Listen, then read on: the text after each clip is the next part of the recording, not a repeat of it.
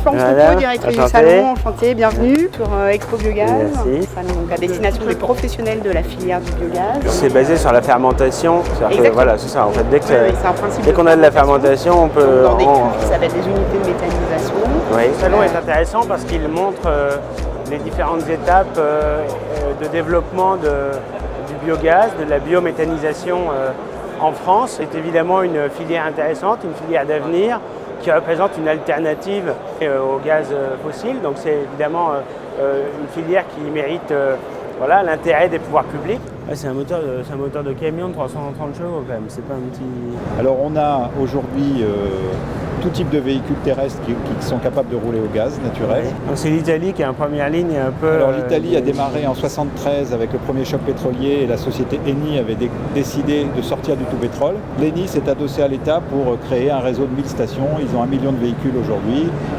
D'où la prédominance de Fiat dans le domaine des véhicules au gaz, puisqu'ils ont leur marché intérieur. En France, on est en avance sur les véhicules lourds. Maintenant, on a le transport routier de marchandises qui commence à se développer au gaz.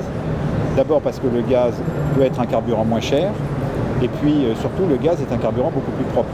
Et quand on passe en version biogaz, on a l'équivalent d'un véhicule électrique en termes d'impact environnemental. Je siège à la commission Énergie, Industrie et Recherche du Parlement européen, donc ça m'amène évidemment à m'intéresser plus spécifiquement à ces questions énergétiques. Et puis c'est vrai que la Normandie est une grande région qui peut être un pôle en matière d'énergie. Aujourd'hui, je déplore que les pouvoirs publics et notamment le conseil régional se focalisent presque exclusivement sur le soutien à l'éolien, qui est une énergie qui n'est pas rentable, qui saccage nos paysages, qui a également une incidence s'agissant du offshore sur la faune et la flore maritime.